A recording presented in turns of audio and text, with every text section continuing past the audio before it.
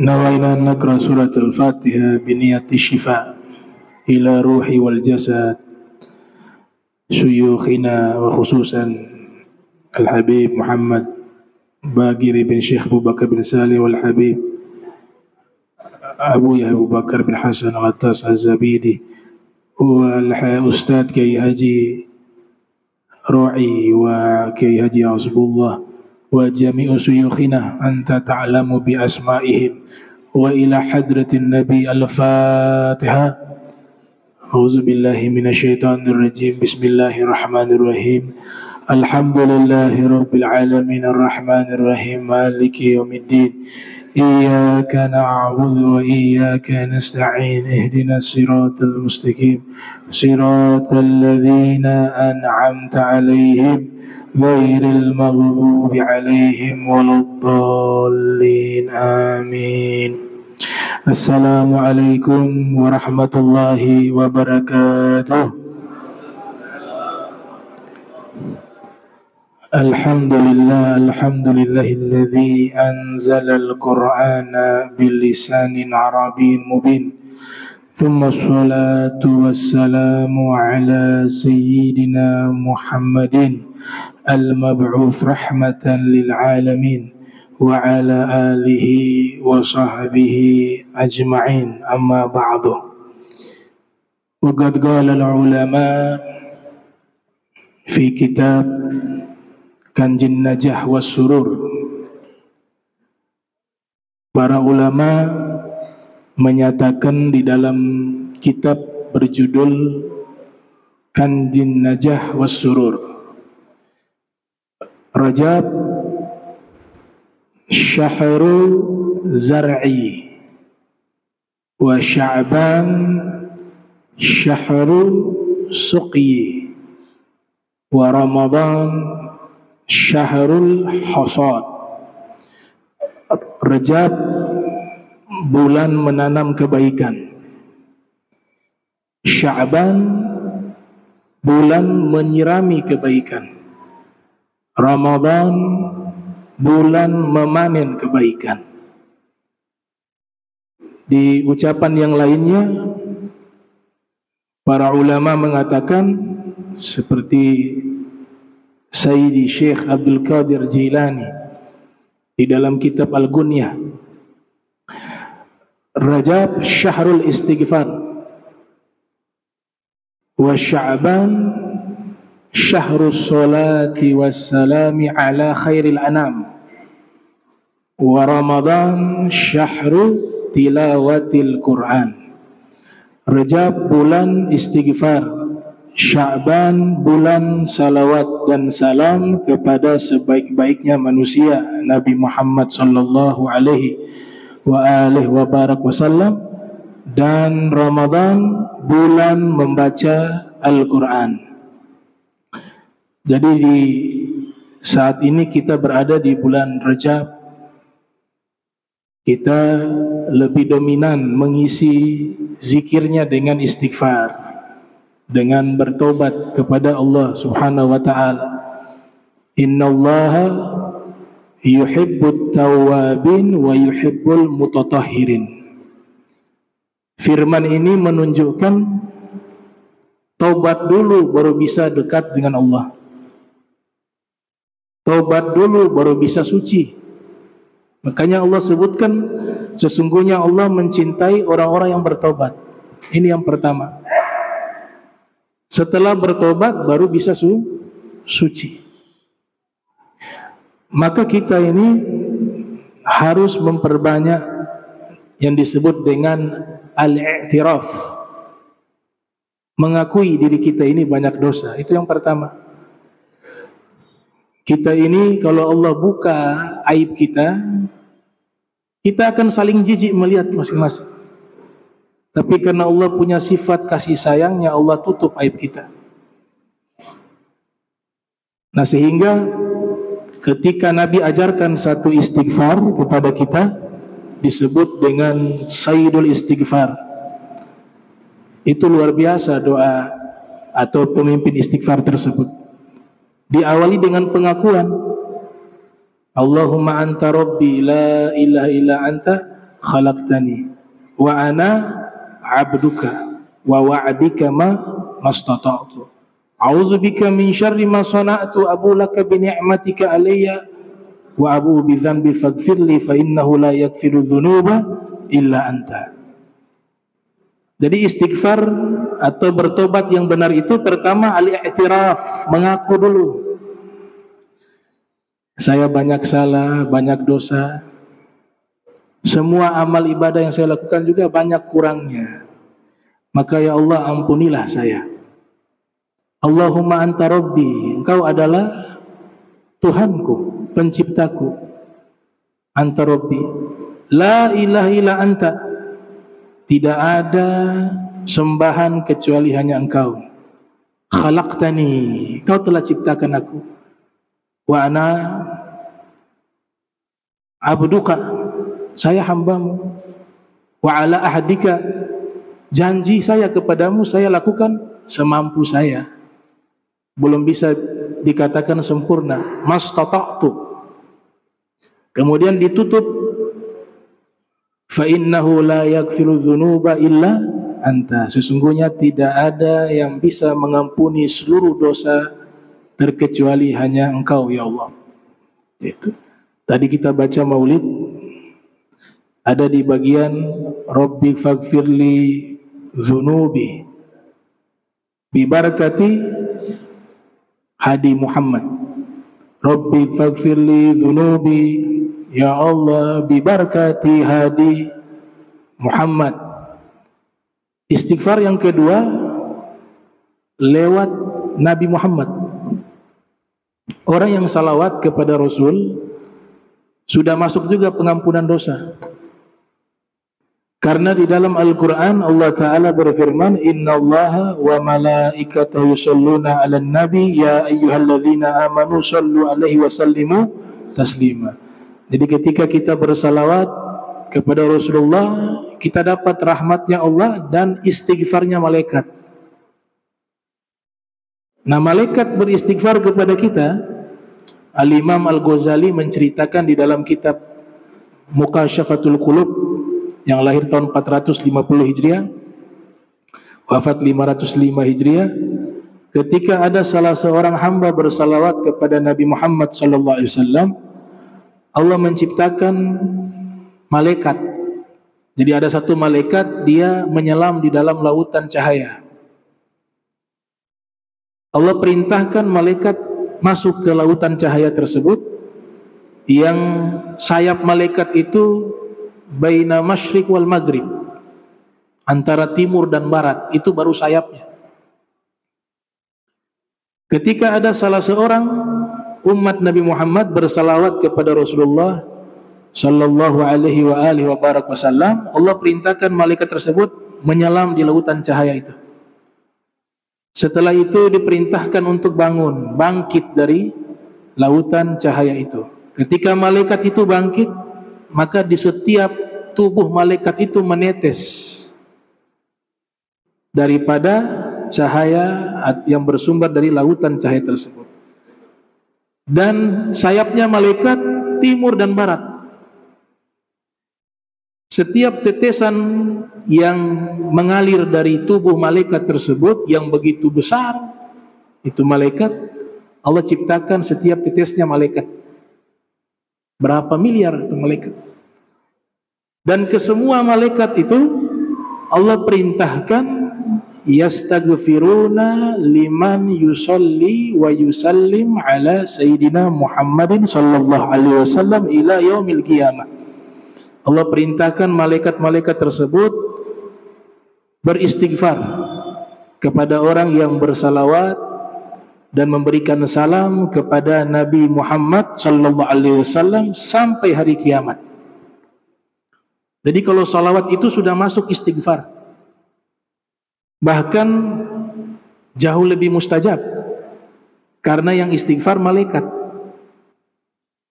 Kalau kita istighfarnya, kata Robi'ah Adawiyah, istighfaruna yahtaju ilal istighfar. Istighfarnya kita butuh diistighfarkan lagi. Karena kita kadang-kadang taubat tapi kita langgar lagi tobat kita. Kita maksiat lagi, tobat, melanggar lagi, tobat, melanggar lagi. Maka istighfar kita ini butuh juga diistighfarkan. Berbeda dengan malaikat yang memang dikatakan oleh para ulama doaul malaikah mustajab atau istighfarul malaikah mustajab. Doanya malaikat itu mustajab, istighfarnya malaikat itu pasti diterima Allah subhanahu wa ta'ala. Maka lewat salawat kita mendapatkan istighfarnya malaikat. Maka ini salawat memang istimewa. Dan nanti masuk bulannya, bulan Sya'ban. Kenapa bulan Sya'ban dikatakan bulan salawat? Ya karena perintah salawat itu diturunkan di bulan Sya'ban. Perintah salawat di dalam Al-Quran, innallaha wa malaikatahu yusalluna 'alan nabi ya ayyuhalladzina amanu sallu alaihi wa sallimu taslima. Itu Allah turunkan di bulan Sya'ban. Makanya dijadikan bulan salawat dan salam kepada Nabi Muhammad sallallahu alaihi wasallam. Nah, kita juga harus banyak bersyukur. Kita bisa hadir di sini bukan karena kekuatan kita, tapi Allah Ta'ala yang memudahkan langkah kaki kita, kita bisa berkumpul di tempat ini. Musibah yang paling terbesar bukan berkaitan dengan masalah duniawi semata, tapi musibah yang terbesar sepanjang umurnya lidahnya tidak menyebut nama Allah. Lidahnya tidak menyebut nama baginda Nabi Muhammad. Hatinya tidak tertarik kepada Allah, tidak tertarik kepada Rasulullah. Begitu berat untuk duduk di majlis. Bukan berarti dia tidak mau hadir di majlis. Bukan itu. Hakikatnya Allah yang tidak mau dia hadir di sini. Karena ini tempat yang paling mahal di alam semesta. Ghanimatu majalis dzikr al-jannah. Harta karun yang tersembunyi di majlis ilmu, majlis zikir adalah surganya Allah subhanahu wa ta'ala. Paling minimal. Kita baca maulid Nabi, itu bukan hanya sekedar bacaan, tapi menceritakan biografi Nabi agar kita mengenal Nabi. Kalau sudah mengenal Nabi, mudah-mudahan Allah berikan rizki tambahan kepada kita. Cinta kepada Nabi sallallahu alaihi wasallam itu rizki yang paling mahal. Nah, musibah orang yang di hatinya tidak ada Nabi Muhammad. Musibah bagi orang yang lidahnya tidak pernah bersalawat kepada Rasulullah Muhammad sallallahu alaihi wasallam. Sehingga Nabi katakan, man ashiqa fa'affa wa katama wa mata fahuwa syahid. Siapa yang rindu kepada Nabi Muhammad, kemudian dia meletakkan rindunya di dalam hatinya dan dia menjaga dirinya dari dosa, dan dia sembunyikan itu, tidak ada satupun makhluk yang mengetahuinya keadaan hatinya begitu cinta kepada Rasulullah Muhammad. Famat fahuwa syahid. Di saat dia meninggal dalam keadaan hati seperti itu, meninggalnya mati syahid, kata Rasul. Dia dibunuh bukan oleh pedang, tapi dia terbunuh oleh cinta kepada Rasul. Kadang-kadang rencana duniawi orang jadi pesimis, jadi putus asa, tapi jarang masalah akhirat mereka pesimis, putus asa.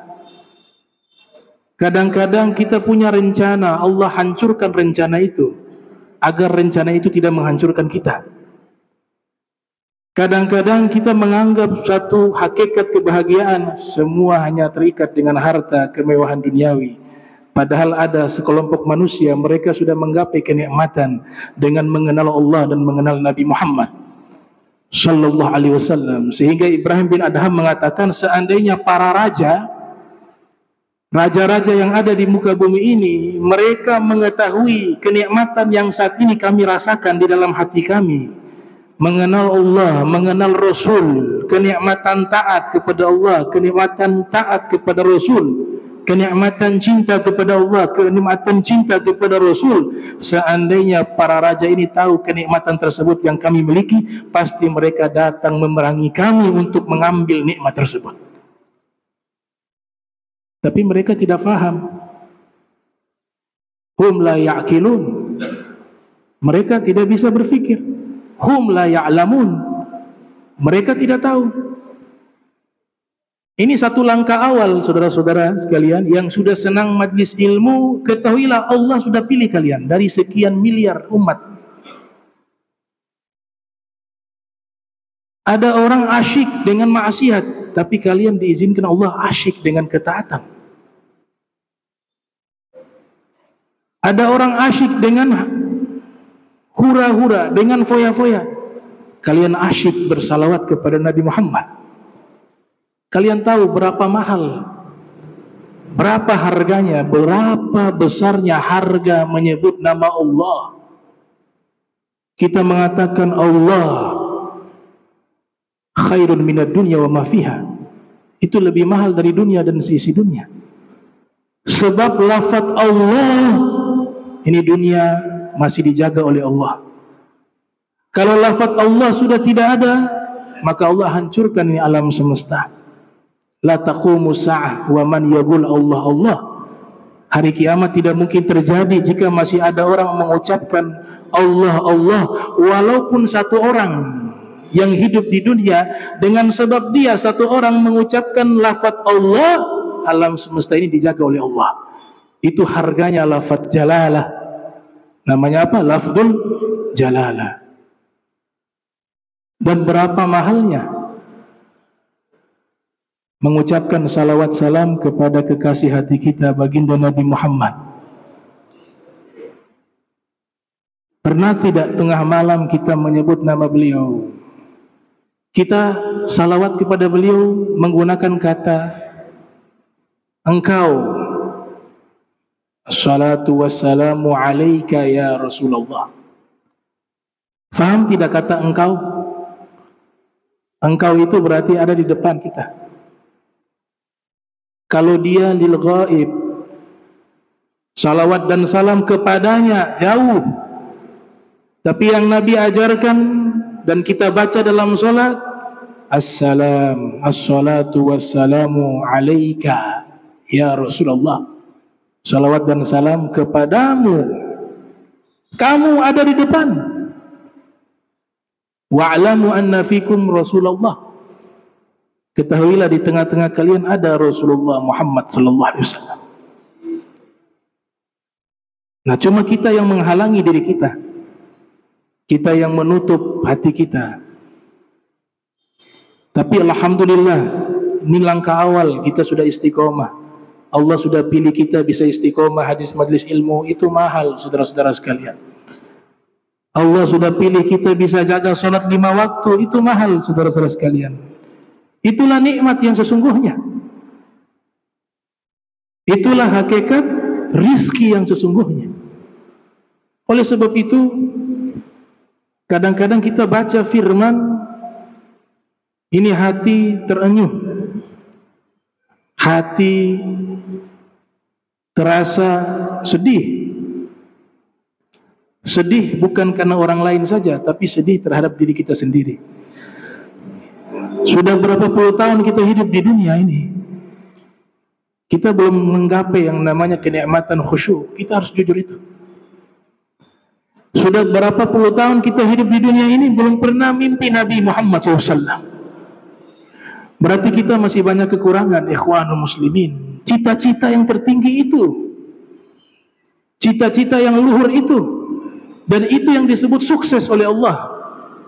Qad aflahal mu'minun alladzina hum fi salatihim khushu'un. Orang yang sukses yang salatnya khusyuk.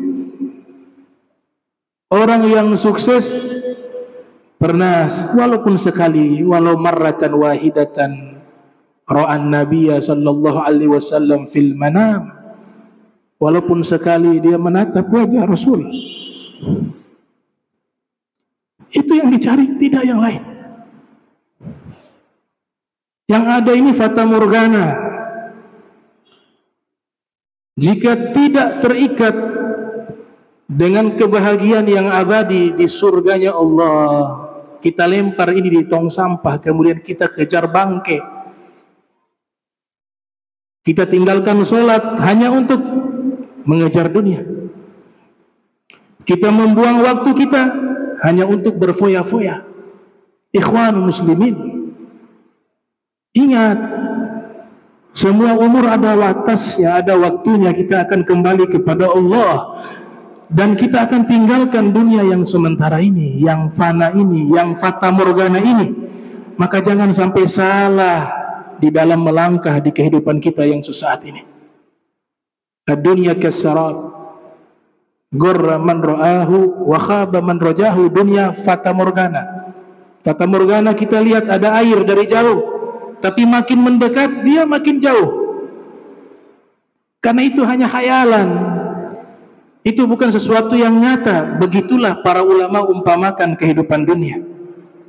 Menipu bagi orang yang melihatnya dan sia-sia bagi orang yang berharap kepadanya. Maka Nabi sudah ajarkan kepada kita, kun fid dunya ka'annaka gharib aw abirus sabil. Kalau hidup di dunia, posisikan diri kalian, wahai umatku. Kalian hidup di dunia, posisikan diri kalian bagaikan orang asing atau orang yang sedang menyeberangi jembatan. Kalau ini sudah salah, pasti kehidupan kita akan salah. Penyakit, gila jabatan, tidak peduli hukum Allah, mana yang halal, mana yang haram, iri hati sama saudaranya, dengan segala cara dia menjatuhkan saudaranya, dan semua dosa-dosa itu sumbernya hanya satu. Hubbud dunya ra'su kulli khati'ah. Cinta dunia pangkal dari segala kesalahan. Ini bukan hadis Nabi, tapi ini nasihat yang baik. Ini ucapannya Malik bin Dinar. Sebagian ulama mengatakan ucapannya Imam Hasan al-Basri. Nah, oleh sebab itu, ini momentum bulan Rajab, kita harus buat jadwal khusus sendiri. Kita renungkan bagaimana tuh kematian, nanti kita akan tinggalkan dunia di dalam kuburan sendiri, sekali-sekali tidak apa-apa.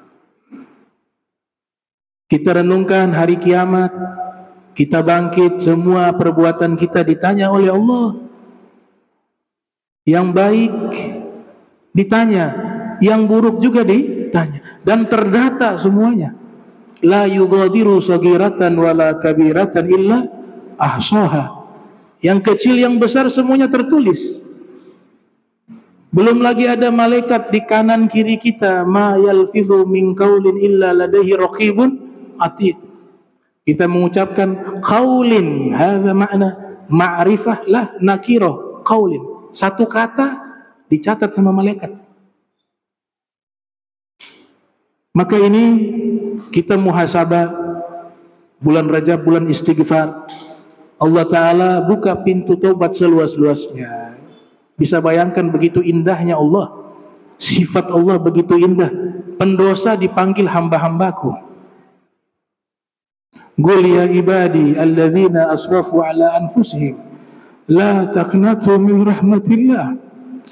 Innallaha yaghfiru dzunuba jami'ah. Wahai hamba-hambaku yang melampaui batas, Allah panggil para pendosa, wahai hamba-hambaku. Itu gelar kemuliaan, itu gelar tertinggi. Tapi lihat, Allah panggil itu kepada para pendosa. Qul ya ibadi alladzina asrafu ala anfusihim la taqnatu min rahmatillah. Wahai hamba-hambaku yang banyak dosa, yang banyak melakukan maksiat, yang banyak lalai kepada Allah, ayo datang kepadaku. Jangan kau putus asa dengan rahmatku. La taqnutu min rahmatillah. Innallaha yaghfiru dzunuba jami'a. Karena Allah, dia akan mengampuni seluruh dosa-dosa kalian. Nah, ini Rajab, kita baca istighfar. Astaghfirullahaladzim alladzi la ilaha illahu al-hayyu al-qayyum. Astaghfirullahaladzim alladzi la ilaha illahu al-hayya al-qayyamah. Kita bisa baca dengan dua cara itu. Al-hayya al-qayyamah dan al-hayyu al-qayyum. Ada satu firman yang tadi saya katakan, ketika direnungkan ini hati terenyuh. Allah sebutkan di dalam surat Al-Ma'un, kita semua hafal itu. Fawailul lil musallin. Fawailul lil musallin alladzina hum an salatihim sahun. Kata wailun di situ litaubih, maknanya celaka. Makna kedua ismun nar. Wailun adalah satu nama neraka. Siapa yang celaka? Lil musallin. Kalau baca jangan berhenti di situ. Kita baca berhenti di situ, sadaqallahul azim, berdosa. Kalau tahu hukumnya. Kalau tidak tahu dimaafkan. Jadi kita baca ini hati-hati, lihat simbol dalam Al-Quran. Ada huruf lam kecil tuh.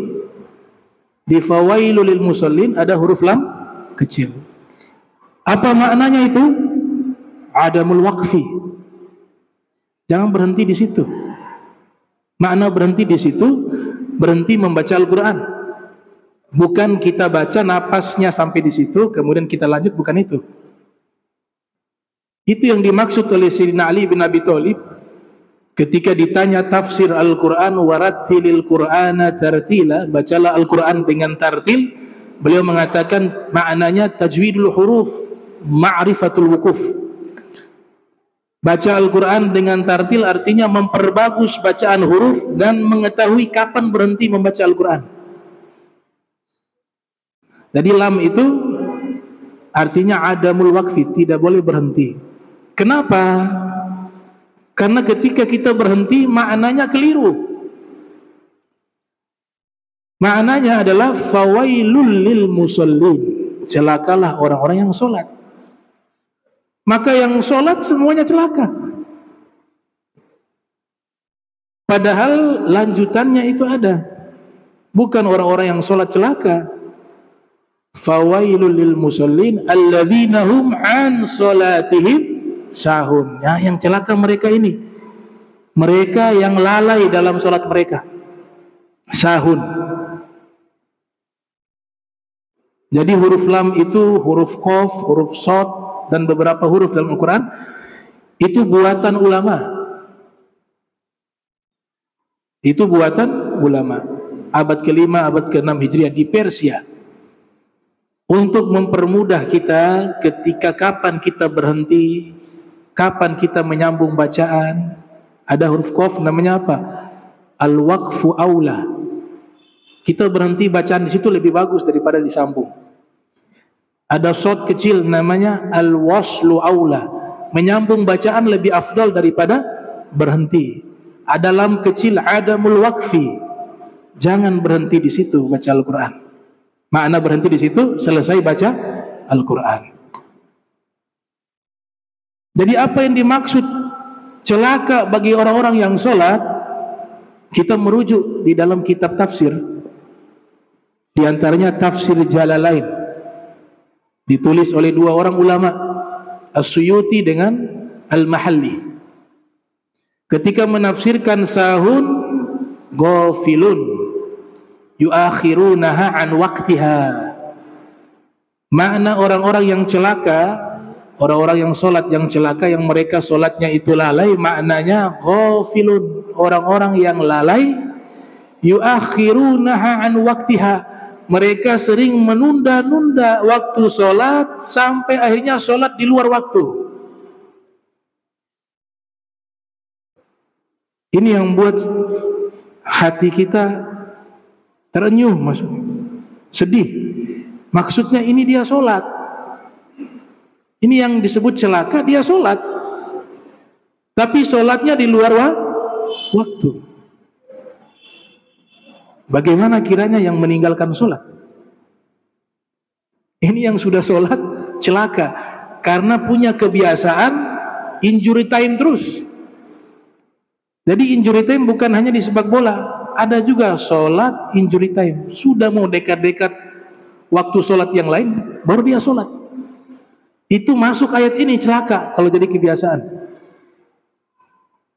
Dan dikuatkan di dalam hadis Ibnu Katsir yang lahir tahun 700 Hijriah, wafat 774 Hijriah, menukilkan di dalam tafsirnya, sahabat bernama Sa'ad ibn Abi Waqqas, beliau bertanya langsung kepada Rasul, apa tafsiran ayat tersebut?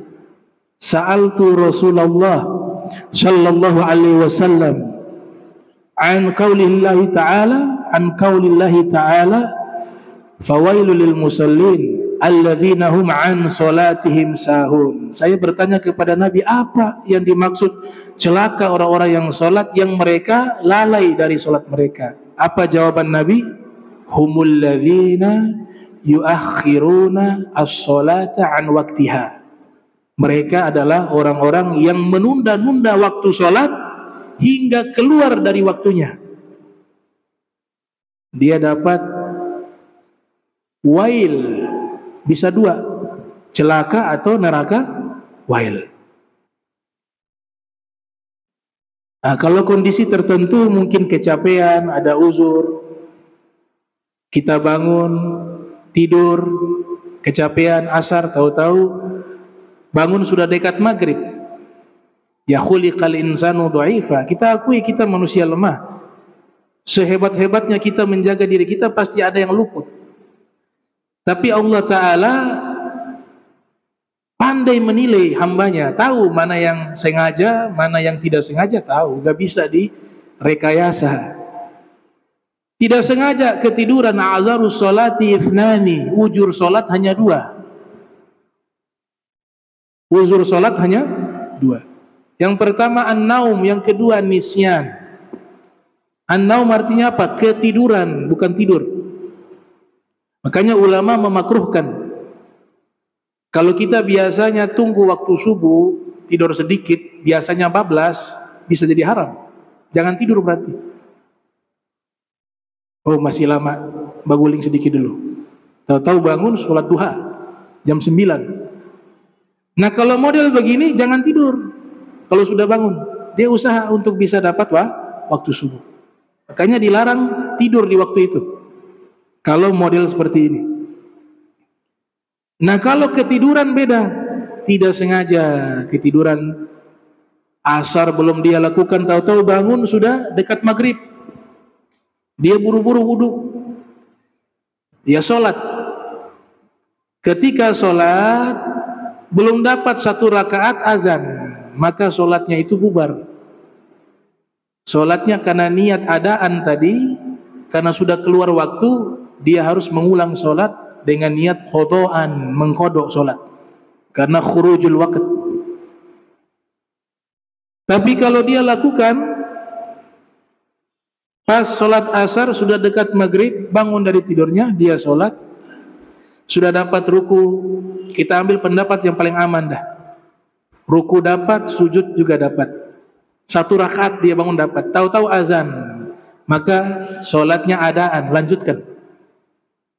Sebagaimana hadis Nabi, man adraka raka'atan minas sholati faqad adraka sholatah. Siapa yang mendapati satu rakaat dari sholat, maka dia telah mendapatkan seluruh sholat tersebut. Ini pendapat yang lebih aman. Ada yang mengatakan ruku dan seterusnya, itu ada, tapi kita ambil yang ihtiyat. Jadi sekarang kalau umur bertambah, pilihlah hukum yang lebih tinggi standarnya, bukan makin menurun standarnya. Kapan nih kita ikuti para salaf? Al-Imam Ali Zainal Abidin bin Husain yang terkenal sebagai As-Sajjad, seorang yang sangat banyak sujud kepada Allah. Maka dalam kitab Tarajum disebutkan, satu hari satu malam 1000 rakaat. Tengah malam pikul gandum dibagikan kepada fugara wal masakin di kota Madinah. Padahal sudah dapat kabar gembira dari Nabi Muhammad, di hari kiamat nanti Allah panggil namanya. Mana yang namanya Zainul Abidin, bangkit, berikan syafaat kepada siapapun yang kau pilih. Ini informasi dapat beliau. Dapat. Karena Sayyidina Jabir yang menyampaikan kepada beliau, punya ayah, dan pasti disampaikan kepada Imam Ali Zainul Abidin, sehingga gelarnya Zainul Abidin itu dari Nabi Muhammad, padahal beliau belum lahir. Tapi justru dengan gelar itu beliau ibadahnya luar biasa, 1000 rakaat. Bahkan kalau doa itu selalu menghinakan diri. Ya ilahi ubaiduka bifinaik, miskinuka bifinaik, sa'iluka bifinaik. Wahai Allah, hambamu yang banyak dosa ini ada di halamanmu. Hambamu yang mengemis rahmatmu ini ada di halamanmu. Hambamu yang miskin ini, yang tidak punya apa-apa, ada di hadapanmu. Ini cucunya Rasul, 1000 rakaat, ahli sedekah, ahli ilmu, doanya dalam sujud seperti itu. Kalau kita baru amal sedikit, tengah malam sudah merasa jadi wali, baru tahajud 2 rakaat, kayaknya saya istimewa, ini malam saya khusyuk, mungkin Allah pilih saya menjadi hamba pilihannya. Bagaimana mau dekat dengan Allah? Dalam hatinya ijabu nafs, merasa bangga dengan diri sendiri. Para aulia makin mengenal Allah, makin banyak amalnya, makin kurang, makin banyak dosa yang mereka rasa. Itu dicontohkan oleh Imam Ali Zainul Abidin. Nah, sehingga ketika kita sholat, ibadah, kita ambil standar yang tinggi. Al-Imam Ali Zainul Abidin bin Husain diceritakan oleh Syekh Abdul Wahab Sya'rani dalam kitabnya Tanbihul Muqtarrin, kalau masuk ke kamar mandi, ke toilet, itu pakaian yang beliau gunakan nanti masuk toilet khusus, tidak digunakan untuk sholat. Itu adabnya kepada Allah. Kita kos kutang kadang-kadang. Iya, kalau kondangan rapi. Tapi kalau ibadah sama Allah, kita pakai baju seadanya. Bukankah terbalik itu? Ya, kita di hadapan Sang Maharaja Allah. Kapan lagi kita menghadirkan dalam hati kita ketika sujud, kenikmatan sujud kita dapatkan di saat kita merasakan adanya Allah, adanya Sang Maharaja di hadapan kita. Anta abudallaha ka'annaka tarahu fa illam takun tarahu fa innahu yarak. Nah, jadi umur bertambah ini kok kita nilai dari kita masih begini-begini saja, berarti masih banyak kurang. Saya mau perbaiki diri saya, begitu. Harusnya begitu. Nah, jadi itu masalah mengakhirkan solat jangan jadi kebiasaan. Imam Khuttabi mengatakan di dalam hadis Nabi mengatakan, kalau dapat 1 rakaat lanjut solat yang sudah masuk ke waktu yang lain. Tapi Imam Zainuddin Malabor dalam kitab Fathul Mu'in dan juga Ibnu Hajar Haytami dalam kitabnya Manhajul Qawim mengatakan, kalau dia solat misalnya asar tadi 1 rakaat sudah dapat, berarti kan Nabi suruh lanjut dalam hadis itu. Dalam hadis riwayat Bukhari, diriwayatkan oleh Imam Bukhari dari gurunya namanya Abu Nuaim.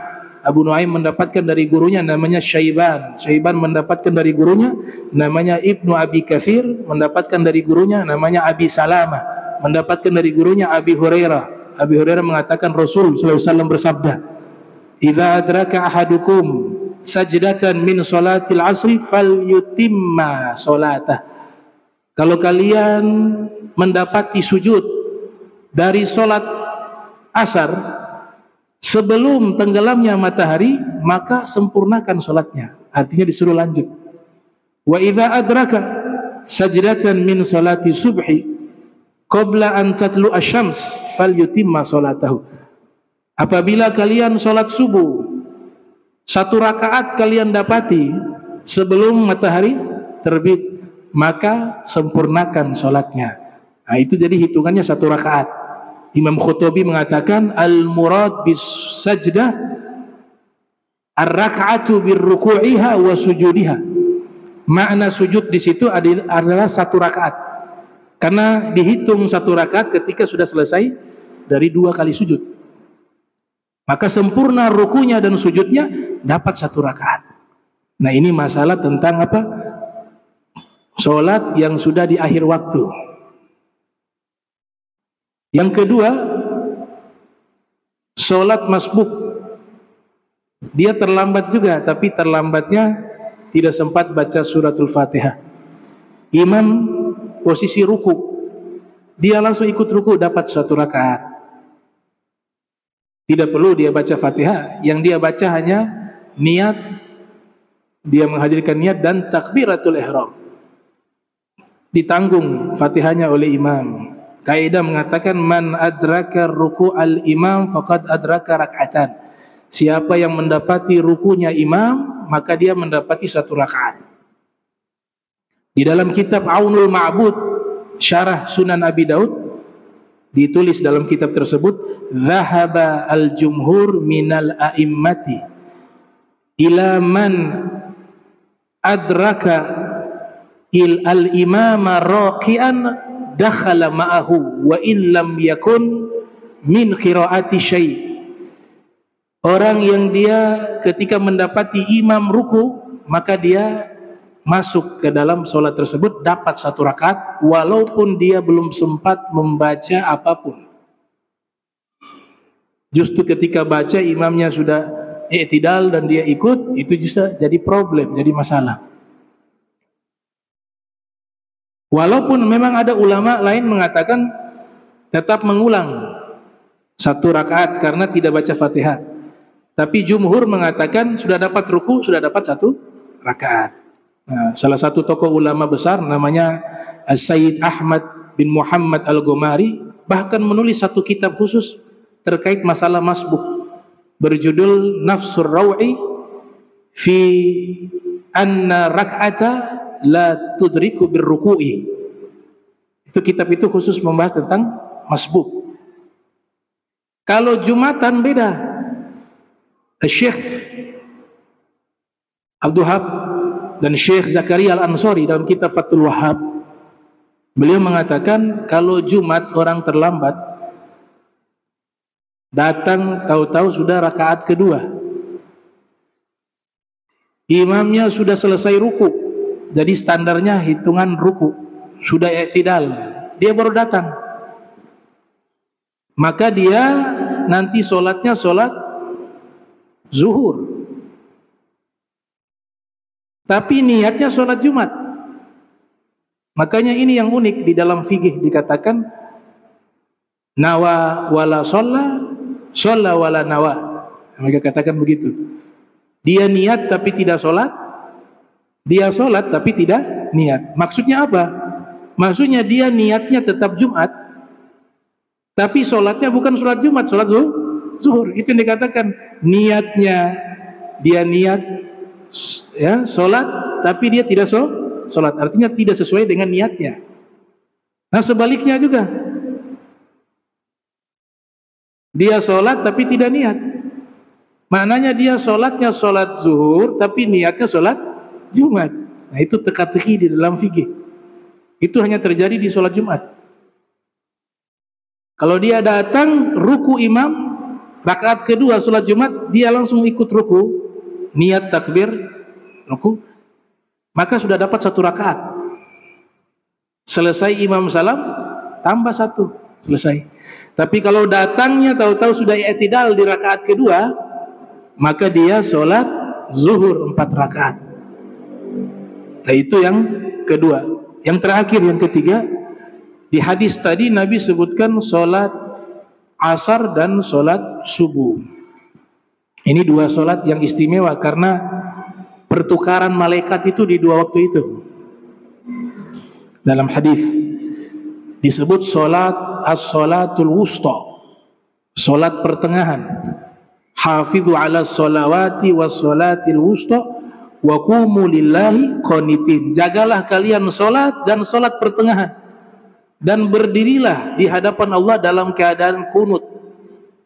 Syekh Muhammad Ad-Dimashqi dalam kitabnya Rahmatul Ummah fi Ikhtilafil A'immah mengatakan Dalil kunut subuh diantaranya itu dalam Al-Quran. Jadi kunut subuh itu dalilnya bukan hadis lagi, Al-Quran kata beliau. Karena di ayat tersebut Allah perintahkan jagalah kalian solat dan solat pertengahan dan berdirilah di hadapan Allah dalam keadaan kunut. Maknanya dalam solat pertengahan itu. Imam Syafi'i, Imam Malik berpendapat solat pertengahan solat fajar. Maka mereka sunnahkan kunut berdasarkan firman tersebut. Imam Abu Hanifah, Imam Ahmad mengatakan solat pertengahan solat asar. Tapi yang unik Al-Habib Abdullah bin Muhsin Al-Attas dalam risalahnya mengatakan bahwa makna pertengahan di situ bukan waktu solatnya. Inna salata kanat 'alal mu'minina kitaban mawquta. Bukan masalah waktu, tapi masalah cara. Jadi paling bagusnya solat yang kita lakukan caranya itu sedang pertengahan. Laisat bil qasir wala bit tawil. Jadi ketika solat tidak terlalu pendek juga tidak terlalu panjang. Itulah yang maknanya pertengahan. Sholatul wusta. Nah, jadi inilah yang perlu kita perhatikan masalah solat. Mudah-mudahan ini jadi nasihat bagi diri saya pribadi. Jangan injury time terus dalam waktu solat, ya.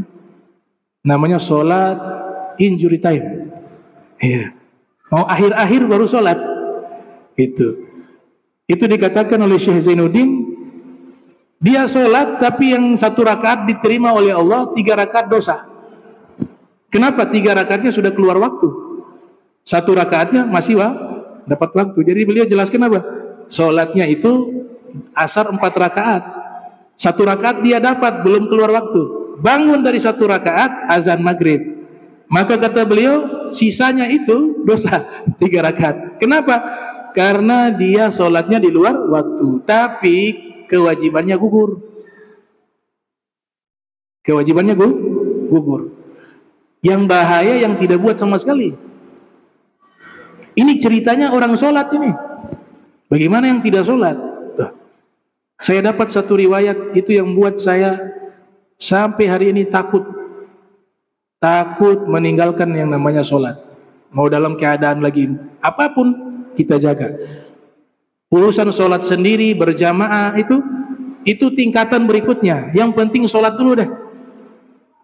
Kadang-kadang kita gak kenali keadaan orang. Orang ini sholat saja 5 waktu susah, kita sudah katakan wajib sholat di masjid 5 waktu. Dia ini 5 waktu saja belum pernah. Semuanya pakai tahapan. Mazhab Syafi'i itu sholat berjamaah di masjid hukumnya 2, fardu kifayah dan sunnah muakkadah. Kalau mazhab Hanafi di samping masjid hukumnya wajib. Mazhab yang lain hukumnya wajib sholat berjamaah. Tapi kan kita lihat situasi ini, orang baru masuk masjid, baru sholat. Kita katakan yang penting sholat. Di kantor bisa, di bengkel bisa. Bengkel tuh, yang kerja bengkel kotor itu bukan najis. Beda, najis dengan kotoran tuh beda. Masih bisa dia sholat dengan keadaan seperti itu. Tutup aurat, lutut ditutup, celananya sampai di situ karena kerja di bengkel, bisa sholat. Wudu 1 gelas itu juga bisa. Air seadanya. Jadi yang penting itu sholat dulu dah. Karena dikatakan apa? Orang yang tinggalkan 1 kali sholat, kutibasmuhu fi babin nar. Ditulis namanya di pintu neraka. 1 kali sholat dia tinggalkan dengan sengaja, Allah perintahkan malaikat ukir namanya di pintu neraka. Artinya sudah ada jatah di situ. Ya. Kalau hari itu dia meninggal, sudah malaikat tidak repot lagi. Sudah ada nama di pintu neraka. Jadi jangan main-main dengan sholat 5 waktu, ya. Mau keadaan kita seperti apapun, ini sholat imaduddin, tiang agama. Siapa yang mendirikannya, dia mendirikan agama. Masih banyak amalan yang lain, tidak perlu sholat. Nah, itu satu pernyataan yang menyimpang. Saya mau masuk surga lewat sedekah saja, sosial saja, sholat tidak perlu. Lah, Nabi katakan awalu syai'in yuhasabu bihil abdu yaumal qiyamah as-sholat. Pertama kali yang Allah hitung di hari kiamat sholat dulu. Kalau sholatnya sudah benar, yang kebaikan yang lain baru dihitung. Kalau sholatnya masih berantakan, kebaikan yang lain tidak dihitung sama Allah Ta'ala. Idza saluhat, apabila sholat itu baik, maka seluruh amal jadi baik, dihitung oleh Allah. Idza fasadat, kalau dia buruk, semua amalan jadi buruk. Ini yang katakan Nabi Muhammad sallallahu alaihi wasallam. Nah, kemudian kalau sholat sudah, yang penting sholat dulu deh. Mau khusyuk, belum khusyuk, ya, khusyuk itu susah, mahal, itu proses panjang, itu punya kaitan dengan spiritual seorang hamba. Yang penting sholat dulu dah, paksa dulu, lama-lama insya Allah kalau istiqomah dia bisa mengarah ke situ. Kalau gak bisa khusyuk dari awal sampai akhir, di beberapa tempat dia khusyuk sudah alhamdulillah. Kalau kita ingin belajar tentang khusyuk dalam sholat, ada ulama menulis kitab namanya Kitabul Khusyuk, ditulis oleh Ibnu Rajab Al-Hambali yang lahir tahun 736 Hijriah.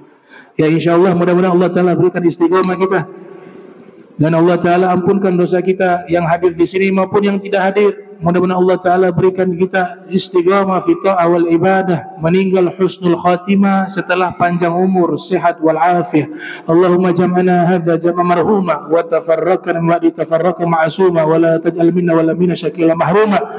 Subhanaka bihamdika asyhadu an la ilaha illa anta astaghfiruka wa atubu ilaik. Wa sallallahu ala sayyidina Muhammadin wa ala alihi wa sahbihi wa barik wa sallam wa ila hadratin nabi Muhammad sallallahu alaihi wasallam. Al-Fatihah. Bismillahirrahmanirrahim. Alhamdulillahirabbil alamin.